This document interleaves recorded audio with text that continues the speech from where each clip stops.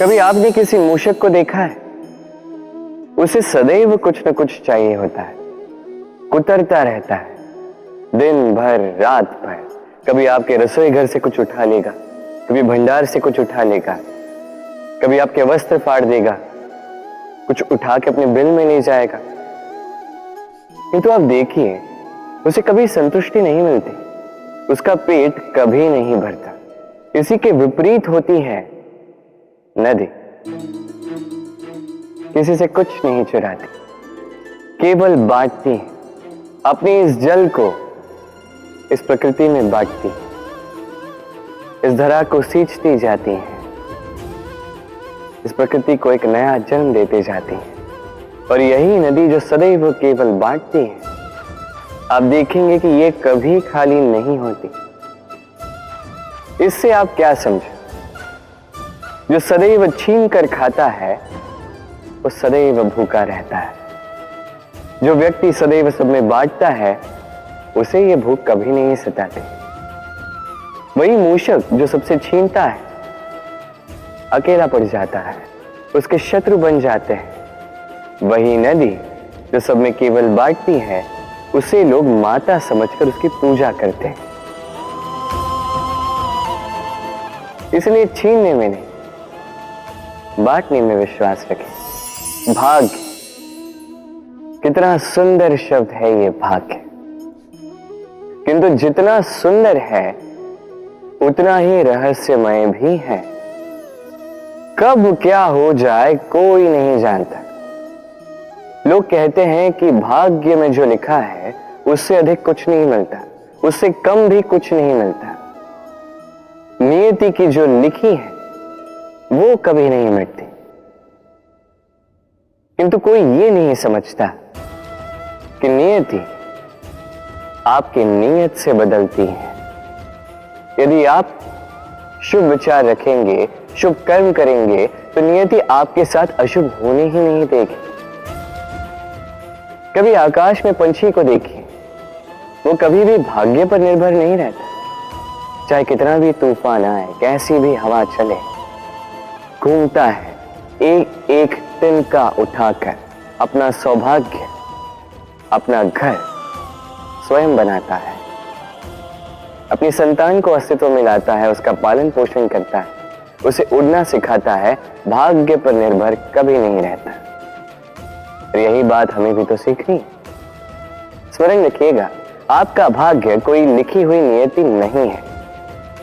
आपका भाग्य वो सत्य है जो दिन प्रतिदिन आप स्वयं लिखते हैं। कुछ अपने परिश्रम से, कुछ आपकी नीयत से। सुरक्षा व्यक्ति के लिए आवश्यक होती है, किंतु यही व्यक्ति की सबसे बड़ी शत्रु भी होती है। कैसे? सोचिए, एक व्यक्ति जब सुरक्षित वातावरण में होता है तब उसमें आलस आ जाता है। वो जानता है कि ना मुझे भविष्य के लिए कुछ करना है, ना आज के लिए कुछ करना है, केवल जीवन जीना है। इस सुरक्षा चक्र से बाहर निकलना अति आवश्यक है। सोचिए, पंछी जो अपनी संतान को जन्म देता है, कुछ समय के पश्चात उसे घोंसले से निकाल देता है। क्यों? यदि ऐसा नहीं किया तो वो संतान जीवन जीना सीखेगी ही नहीं। यदि उसे डाली से नीचे नहीं फेंका तो संतान उड़ ही नहीं पाएगी, उसके पंख सशक्त नहीं होंगे, वो स्वयं का घोंसला बनाएगी ही नहीं। पंछी अपना घोंसला तब बनाते हैं जब उनके अभिभावक उन्हें छोड़ देते हैं। स्मरण रखिएगा, आप सुरक्षा चक्र से बाहर निकलेंगे, संकट आएंगे जिसके कारण आप सतर्क होंगे, उनका सामना करोगे तो आप बलशाली होंगे। अब वो संकट दोबारा ना आए इसलिए आप योजना बनाओगे। यदि आप स्वयं का विकास चाहते हैं तो जब भी आपको लगे कि आप एक सुरक्षित वातावरण में हैं, एक सुरक्षा चक्र में हैं, तो इस घेरे से बाहर निकलिए। यहां है आपका विकास। ये उस नौका का प्रतिरूप है जो हमें धारा पार कराती है। अब सोचिए कैसी बात है ये। वो विशाल नौका जो हमें धारा पार कराती है, उसका निर्माण धारा में नहीं, धरा पर होता है। और यदि हम इसे नदी तक पहुंचाना चाहे तो हमें आवश्यकता होती है किसी बैलगाड़ी की अथवा अश्वगाड़ी की। उसमें रख के इसे ले जाते हैं। अब यदि मार्ग में कोई नदी आ जाए, कोई धारा आ जाए और उसे पार करना हो तो इस बार नौका पर उस गाड़ी को रखा जाता है और फिर पार किया जाता है। अर्थात ये यात्रा संपूर्ण हो ही नहीं सकती यदि दोनों का सहयोग ना होता। इसीलिए ये कहावत है, कभी नौका तो कभी गाड़ी। ये हमारे जीवन में अत्यंत महत्वपूर्ण है। हमारे संबंधों में अत्यंत महत्वपूर्ण है संयोग। सदैव साथ मिलकर चले, सदैव संयोग करें, सदैव सुखी रहेंगे। व्यक्ति का व्यक्तित्व कैसे बनता है, आपको क्या लगता है? व्यक्ति जन्म से अपना प्रारब्ध लेकर आता है या आपको लगता है कि यह प्रकृति व्यक्ति के लिए उसकी नियति लिखकर देती है? नहीं, ऐसा कदापि नहीं होता। मैं आपको समझाता हूं। जब भी वर्षा होती है, किसी बूंद को देखिए। अब ये बूंद जहां गिरेगी उस पर निर्धारित करता है कि आगे क्या होगा। यदि ये बूंद गिरती है किसी खेत में तो ये किसी नए पौधे को जन्म देगी। यदि वो गर्म तवे पर गिरी तो स्वयं को भस्म कर देगी। यदि वो किसी सर्प के मुख में गिरती है तो विष बन जाती है। सीप के मुख में गिरती है तो मोती बन जाती है। यदि वही किसी पत्ते पे गिरे तो ओस बन जाती है। एक ही बूंद, किंतु उसकी संगत उसका भविष्य और उसका व्यक्तित्व निर्धारित करती है। अब वो तो केवल एक बूंद है, उसके हाथ में है केवल गिरना। कहां वो भी वो निर्धारित नहीं कर सकते। किंतु आप मनुष्य हैं। आप चुन सकते हैं कि आपकी संगत क्या होगी, किन लोगों के साथ आप पलेंगे बढ़ेंगे।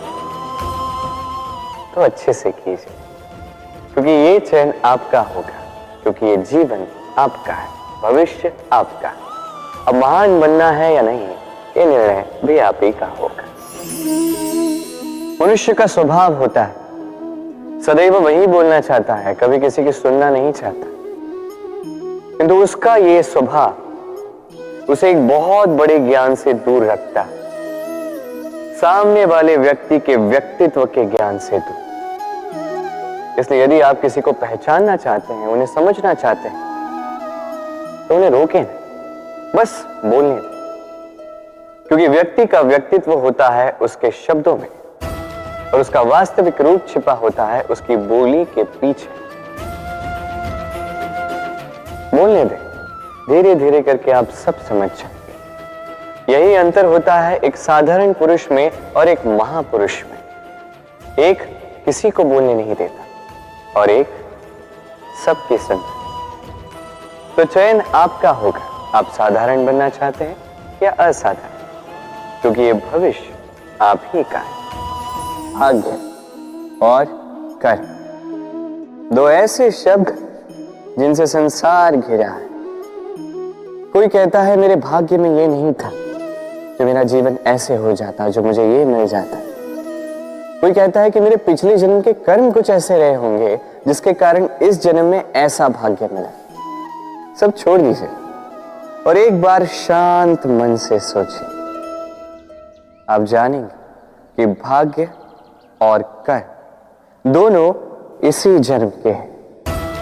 अंतर बस इतना है। बात की जाए भाग्य की, तो इस भाग्य से आप जितनी आशा करोगे उतनी ही निराशा पाओगे, क्योंकि ये आशा आपको कर्म करने से रोकती है। यदि बात की जाए कर्मों की, तो अपने कर्मों पर जितना विश्वास रखोगे उतना ही सफलता को अपने पास पाओगे। एक बात स्मरण रखिएगा, भाग्य आपके कर्म निश्चित नहीं करता, किंतु आपके कर्म ये आपका भाग्य अवश्य निश्चित करते हैं। वर्षा ऋतु आरंभ होते ही पक्षियों के खेमे में संताप मच जाता है, और ऐसा हो भी क्यों ना। घोंसले टूटने लगते हैं, वृक्ष गिरने लगते हैं। हर एक पक्षी अपने बचाव के लिए एक नए स्थान की, एक छाव की, एक छत की खोज में रहता है। बस एक पक्षी है जो ये सब नहीं करता।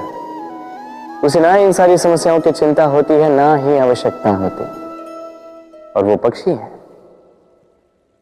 वाह, वो इन सारी छोटी समस्याओं से बहुत ऊपर उड़ता है, मेघों से भी ऊंचा। इसलिए ये सारी छोटी समस्याएं जो आपके जीवन में आती हैं, इससे स्वयं को घिरने ना दें। अपनी सोच को ऊंची बना के रखें, आपकी ये समस्या अपने आप नीचे आ जाएगी।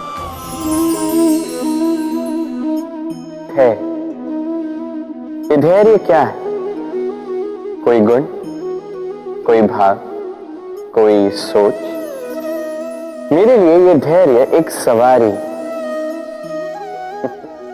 आप सोच रहे होंगे कि ये कैसी सवारी? सवारी तो अश्व की हो सकती है, हाथी की हो सकती है, ऊंट की हो सकती है। धैर्य की सवारी क्या होती?